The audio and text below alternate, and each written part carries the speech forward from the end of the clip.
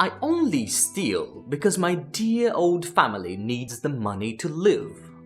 Locke Lamora made this proclamation with his wine glass held high. He and the other gentleman bastards were seated at the old witchwood table in the opulent burrow beneath the house of Perilandro. Callo and Gaudo on his right, Jean and Bug on his left. A huge spread of food was set before them, and the celestial chandelier swung overhead with its familiar golden light. The others began to jeer. "Liar!" they chorused in unison. "I only steal because this wicked world won't let me work an honest trade," Carlo cried, hoisting his own glass. "Liar! I only steal because I have to support my poor lazy twin brother whose indolence broke our mother's heart," Gaudo elbowed Callo as he made this announcement. "Liar! I only steal," said Jean, "because I've temporarily fallen in with bad company." "Liar!" At last the ritual came to Bug.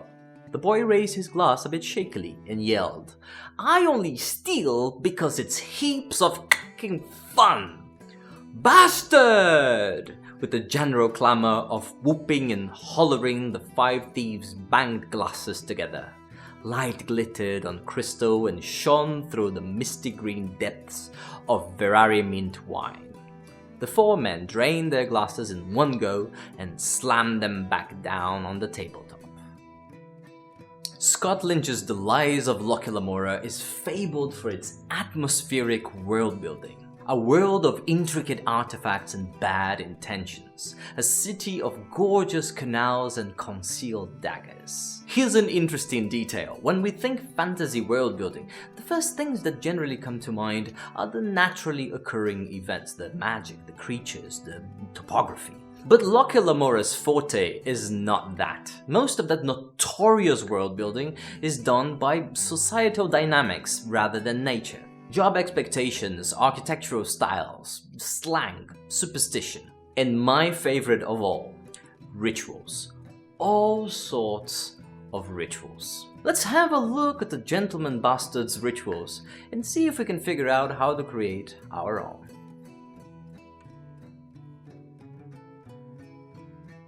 World building. You can't learn world building just by reading about it. You gotta practice it. You gotta try your hand. And this is the whole point of this series here, the World Building Tower. Together we have a look at the lovely pieces of writing with incredible world building. And from them I extract a lesson, an exercise that we can all try to solve and give our own unique solutions to it. And when we do so, we grow as writers, as artists. You might think that rituals are exclusively religious, and fair enough, this is the symbolic universe that most uses this word, but that's not true. Rituals are everywhere. Have you ever drank tequila with some salt and a lime? That's a ritual. Okay, so what's the most basic essence of a ritual? A good way to think about it is this. There's an intention, and you could get there rather quickly. But the ritual adds a series of actions that elevate that intention. Elevate? What does that mean here? Well, I chose a vague word on purpose. There are many ways you can elevate an intention. You can make it more sacred, more official, more fun, more memorable. Okay, that was rather abstract. Let's give it an example. Imagine that for 2 people to get married, all you need is for one of them to say, "Yo, wanna get married?" And the other one to answer, I guess. Bam! Matrimony. But what we do is not that. We create a ritual to elevate that intention. We make this kaleidoscopic arrangement that involves spiritual vows, and it's a landmark and family bond, and it's a community gathering event. We elevate that intention of 2 people to become a couple, and we add a lot of different importances to it via ritual. Using that basic framework, we can look at Locke Lamora and see how brimming with ritual it is. This is a pompous world, and ritual has been added to everything, and I love it. There are plenty of religious rituals as the main cast is deeply involved in religion, like the priests of Azaguya, the Lady of Long Silence, wearing silver masks so that people don't recognize their features. There are social rituals like the one I put in the introduction of this video, with the gentleman bastards recognizing themselves as a group via banter. There are entertainment rituals like the Berangia sisters dedicating the death of a shark to the Duke. But instead of just listing some examples, let's look a little bit deeper into one particular ritual. This one political in nature, a ritual of allegiance. In this scene here, the young Locke swears his loyalty to the big mafia boss of the city, Capa Vencarlo Barsavi. Locke knelt before Barsavi. The Capa held out his left hand, palm down. He wore an ornate ring of black pearl in a white iron setting. Nestled inside the pearl by some arcane process was a speck of red that had to be blood. "Kiss the ring of the Capa of Camor." Locke did so. The pearl was cool beneath his dry lips. "Speak the name of the man to whom you have sworn your oath." "Capa Barsavi," Locke whispered. At that moment, the Capa's underling returned to the alcove and handed his master a small crystal tumbler filled with dull brown liquid. "Now," said Barsavi, "as has every one of my peasants, you will drink my toast." From one of the pockets of his waistcoat, the Capa drew a shark's tooth, one slightly larger than the death mark Locke wore around his neck. Barsavi dropped the tooth into the tumbler and swirled it around a few times.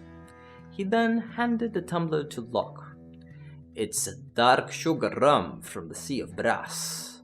Drink the entire thing, including the tooth, but don't swallow the tooth whatever you do. Keep it in your mouth. Draw it out after all the liquor is gone, and try not to cut yourself."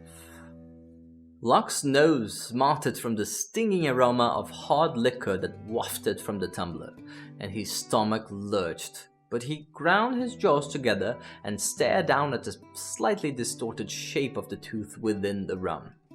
Silently praying to his new benefactor to save him from embarrassment, he dashed the contents of the glass into his mouth, tooth and all. Swallowing was not as easy as he'd hoped. He held the tooth against the roof of his mouth with his tongue, gingerly, feeling its sharp points scrape against the back of his upper front teeth. The liquor burned. He began to swallow in small gulps that soon turned into wheezing coughs. After a few interminable seconds, he shuddered and sucked down the last of the rum. Relieved that he had held the tooth carefully in place, it twisted in his mouth. Twisted, physically, as though wrenched by an unseen hand, and scored a burning slash across the inside of his left cheek. Locke cried out, coughed, and spat up the tooth. It lay there in his open palm, flecked with spit and blood. "Ah," said Capa Barsavi as he plucked the tooth up and slipped it back into his waistcoat, blood and all. "So you see, you are bound by an oath of blood to my service. My tooth has tasted your life, and your life is mine. So let us not be strangers, Locke Lamora. Let us be Capa and peasant, as the crooked warden intended." This scene starts with a ritualistic piece most of us are familiar with.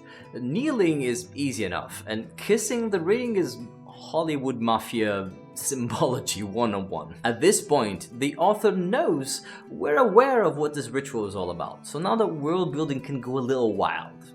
And it does. A kid drinking rum, a shark's tooth, a mysterious movement, an unexpected oath of blood, the proper ritualistic words. My tooth has tasted your life, and now your life is mine. Not only those extra actions and the symbols that come with them, the blood, the alcohol, the tooth, not only they elevated this thief's allegiance into something more, something solemn, almost religious. But also those symbols add to the overall world building outside of this ritual. Sharks and sharks' teeth are a symbol of danger and death all over this narrative, and they add a clear edge to the scene. Alchemy denotes proficiency, importance, money, and Barsavi's alchemical blood ring adds that to the ritual. So in the end, the whole world building is elevating that allegiance, that oath. It is allegiance with extra steps, but the extra steps make all the difference. Can we draw inspiration from Locke and create our own memorable rituals? Can we write a scene just like the one we analyzed? Okay, if you follow this channel, you probably know what's the exercise already. This might be the simplest exercise I ever proposed here. I keep telling you, this one's hard, this one's tough. How about an easy one for a change? We want a ritual that feels unique and interesting, something that adds flavor to our world building.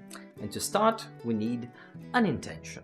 What is this ritual all about? Is it religious? Is it political? Is it a party trick? And, as we've seen, we're gonna add some extra actions around this intention. We're gonna manufacture extra steps that are gonna elevate the intention. Elevate in whichever direction we desire. There's infinite possibilities here. Try to be deliberate with what you add. What are those extra steps doing there? It's not just fluff, you should be deliberate. And lastly, we're gonna write a couple of paragraphs showing that ritual in motion. We want more than just a blueprint. We want a little scene, just like Locke becoming a peasant. And with that, we go to the last part of this video, which is my take on this exercise, which is not the right answer or anything, just one out of infinite possibilities for those rules here. And if you want to grow as a writer, as a world builder, I urge you to do your exercise as well, and it would make my day if you put it in the comments below. Okay, let's make some rituals. I love rituals. I'm excited to try my hand here. I want to really draw inspiration from Locke Lamora's world and create something that wouldn't be totally out of place there. I'm also avoiding what people would normally associate with this word ritual. So no funerals, no marriages, no initiations. And since this world is debaucherous, since everybody seems to be interested in the pleasures of the flesh, I think I'm gonna create a ritual about that. Let's make a ritual in the name of good sex. Ooh, I'm gonna get close to some dangerous YouTube territory. That's the basic intention. So now I'm gonna add extra steps to elevate my moist business. I love how Locke Lamora flips some usual literature ideas and even some societal ideas on their heads. Like chivalry being seen as a sign of weakness. I also wanted to do that. I wanted to grab something about the traditional ideas around sex and use them inside out. So I will create an infertility ritual. A little ritual so women can show men that at that time of the month they're not fertile. And that comes with an attached pleasant invitation. And hey, don't burn me at the stake. Unprotected sex is basically the safest and purest thing you can do within the realms of this world building, okay? It's horrible. I love it. Also, sorry, I did try to create something that would work with different sexual orientation scenarios, which is a theme in the books that is explored. But I just had this idea and it was too good to be wasted, so here I go. Sorry. And to be clear, I am not suggesting anything in real life. This is a literary experiment, okay? So this is how it works. A red silk stripe, carefully knotted around the thighs and the waist in interesting patterns. When the man sees it, he knows he's up for a good time, but first, he needs to unknot it. There are certain known knots that can be combined in a myriad of ways.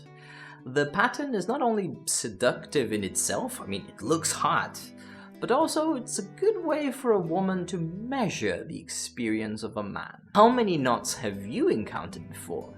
Are you gonna untie me with a smile on your face or with sweat dripping down your forehead? And of course, there's the banter. Women like to provoke men as they struggle to navigate their silk labyrinths. Will men respond back smoothly, or will they have a hard time multitasking between a silk tongue and a silk trap? I guess it depends on the man. So how does it look in action? To a stable boy like Gazzo, the number of clothing layers separating his trembling hands from the noble girl's legs was beyond excessive, though he had to admit that one would have been too much already, eager as he was. She just sat there on top of a crate with a devilish smile, giggling at his ineptitude as he took off, or ripped in certain instances, one layer of skirt after the other. Before he finished removing the last bit of inner garment, he found what he had been after all along: skin. The smoothest legs he had ever touched. Not that he had touched many, or any at all. Trying on a frown so he'd look more manly, he ran his sweaty hands from feet to calves to thighs. She took over, pushing his hands away. Gazzo flinched and stared at her wide-eyed like a puppy. "Silly boy," she said in a voice like velvet. "You can't enjoy yourself until you brave the very last layer." With a flourish, she removed her final inner skirt, revealing the full glory of her legs, complete with white lace underwear and the red silk stripe knotted around her waist and thighs in a crisscross pattern. His face went from delight to horror in an instant. The red silks of the noblewoman were a legend, and both their promise and challenge were well known. Very slowly, the girl opened her legs even further. "Well," she asked, staring right into his teary eyes, "aren't you going to give it a try? Aren't you going to be my good boy?" Gazzo rushed with his fingers, thinking that it couldn't be more complicated than unsaddling a horse. He was, of course, wrong. Is that smut? I hope it's not smut. I hope it doesn't count as smut yet. Oh, please, gods of YouTube, forgive me. I think it's too PG-13. I think that's okay. I think I turned off the lights quickly enough. Hello, different outro here for this video because I recorded this video a couple of weeks ago, and since then the world seemed to have flipped inside out in the worst of ways, and I just could not post something on YouTube without talking about this. And here's a take. Art has the power to prevent war in the long term, but it has the power to prevent it by creating people, by creating citizens who utterly reject war. And it has this power even without having to submit those people, those citizens, to war. It has this power by simulation, by empathy with fictional characters. And this is really incredibly potent. The art that we create has the power to create more and more and more people who abhor war without being on the front line. This is powerful. But it's also important that we remember that art also has the power to wage war. Also has the power to create narratives in which people believe that being a warrior is something cool. It's not. War should always be portrayed in fiction as a lose-lose situation. Even when the underdog rebels defeat the evil empire, blood, people died. And it's very important that we show this as well. please beware of the narratives you tell. Please don't make war look cool in any way. Please show how devastating, how horrible, how full of tears that is. This is a power that we have. Please be an ally of the people who want to end war forever. Create art that shows how dreadful that can be. Art that never portrays war as a good thing ever. And with that, let's end the video proper.